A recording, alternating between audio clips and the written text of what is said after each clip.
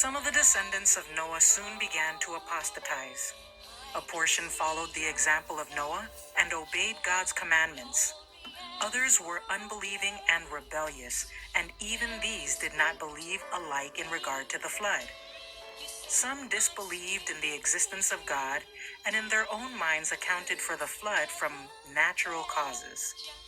Others believed that God existed and that he destroyed the antediluvian race by a flood. And their feelings, like Cain's, rose in rebellion against God because he destroyed the people from the earth and cursed the earth the third time by a flood. Those who were enemies of God felt daily reproved by the righteous conversation and godly lives of those who loved, obeyed, and exalted God. The unbelieving consulted among themselves and agreed to separate from the faithful whose righteous lives were a continual restraint upon their wicked course. They journeyed a distance from them and selected a large plain wherein to dwell. They built them a city and then conceived the idea of building a large tower to reach unto the clouds, that they might dwell together in the city and tower and be no more scattered. The Story of Redemption, page 72.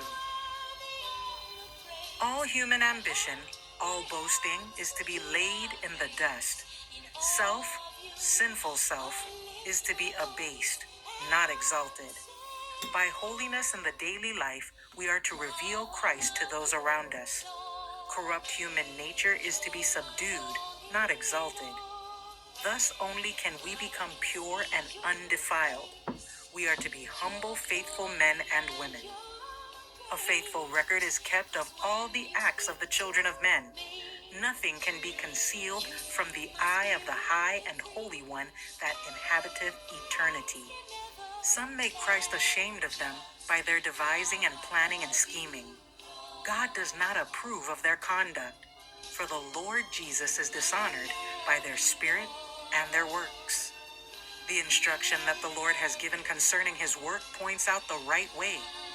God's plans and God's thoughts are as much higher than man's plans and man's thoughts as the heavens are higher than the earth. God's voice is to be heard. His wisdom is to guide. He has outlined his plan in his word and in the testimonies that he has sent to his people.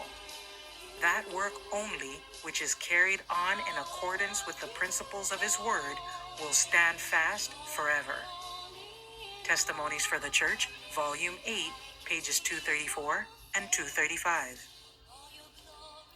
With untold love, our God has loved us, and our love awakens toward him as we comprehend something of the length and breadth and depth and height of this love that passeth knowledge. By the revelation of the attractive loveliness of Christ, by the knowledge of his love expressed to us while we were yet sinners, the stubborn heart is melted and subdued, and the sinner is transformed and becomes a child of heaven. God does not employ compulsory measures.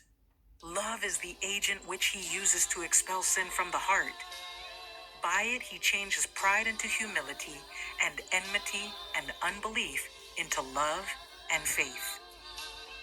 Thoughts from the Mount of Blessing, pages 76 and 77.